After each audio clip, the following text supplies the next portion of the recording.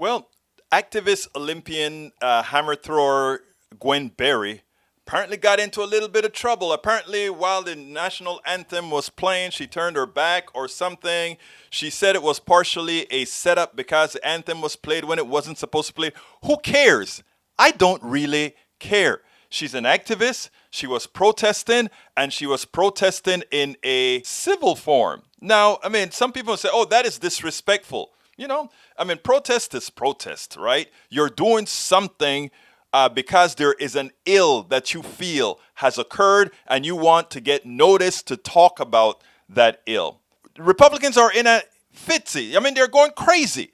It is crazy that this woman did such a bad thing. She turned her back to the flag or turned her back on the national anthem. And by the way, the national anthem also has a few verses that pretty much glorified slavery. A lot of people don't know that. But anyhow, I want you to listen to this and then we'll take it on the other side because I have quite a bit to say, and specifically to Democrats and progressives not allowing Republicans to get away with some kind of a fall outrage. Check this out.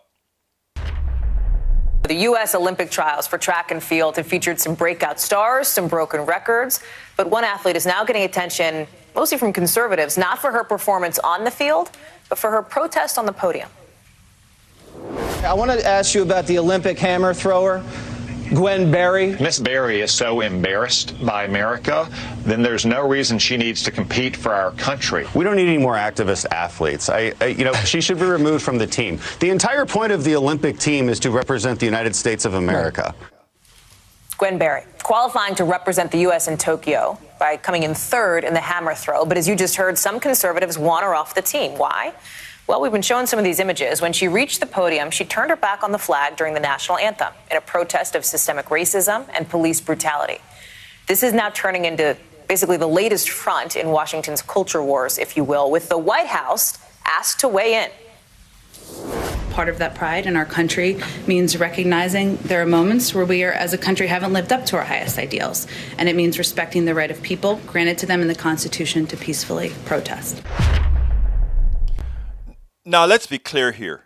Democrats have the perfect opportunity to use this fall outrage. This is an outrage that is senseless. Let's talk about it. Numero uno, where was the attack on the unpatriotic coup attempt that we had on January 6th? They don't even want to create a commission to study it. So this was an attack, and they want to, this girl turned her back. These people attacked the United States of America. Where is the outrage there? They violently attacked police officers. They believe in supporting the blue, but they attacked police officers. They killed some and they caused some to be maimed forever. They used the United States flag and poles as they were attacking people trying to enter the Capitol, and they beat police officers with flag poles. Is there disrespect there? Where is the commission again? They have affected the deaths of thousands of Americans by denying them the Medicaid expansion to the Affordable Care. They've killed Americans with that policy. They've continued austerity as huge tax cuts goes to wealthy people. And they are forcing us to live on a little, which means infrastructure cannot be taken care of. We have bridges that have fallen down. We have water that has been poisoned and killed Americans. Is that patriotic? They botched the response to COVID-19, effecting the deaths of over 600,000 Americans. Is that patriotic? They unpatriotically colluded with Russians and North Koreans and then want to claim that Miss Berry is not patriotic. They don't support police reforms, which would protect some of their own citizens from being maimed and killed by rogue cops, by a system that gives them no human value. Is that patriotic? They all voted no to the American Rescue Plan, which had support for police and for fire people and for the first responders.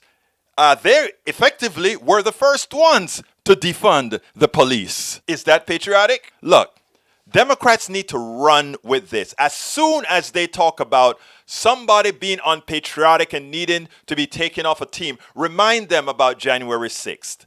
Remind them about using flagpoles to beat officers. Remind them that their unpatriotic resolve have caused a lot of deaths among all Americans. They need to be aware of that, and they need to take responsibility of that. But you know what?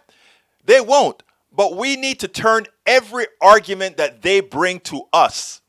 There is a parallel scenario that not only shows their negligence, but shows that they have no ability to govern and they have no morality. It is imperative that we do not allow them to ever get the upper ground. Think about this.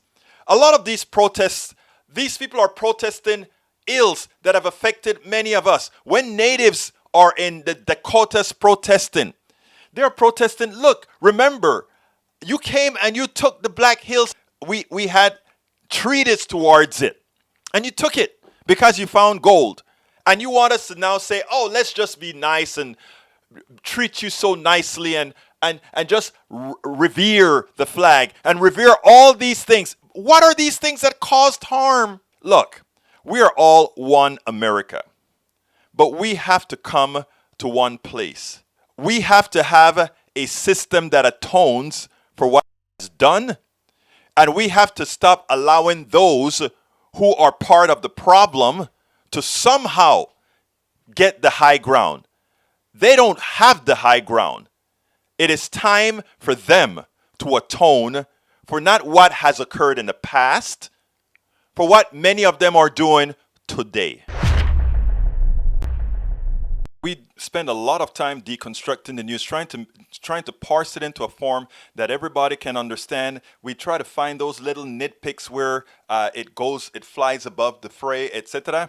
If you really like these videos that we do, I want to ask a big favor. Please go ahead, number one, subscribe to our channel, and number two, please join if you can. Thank you so kindly for watching. Keep watching. Please remember to share. We must populate the entire internet with our progressive message, a message that we know is what most Americans say that they want. So help us, please join.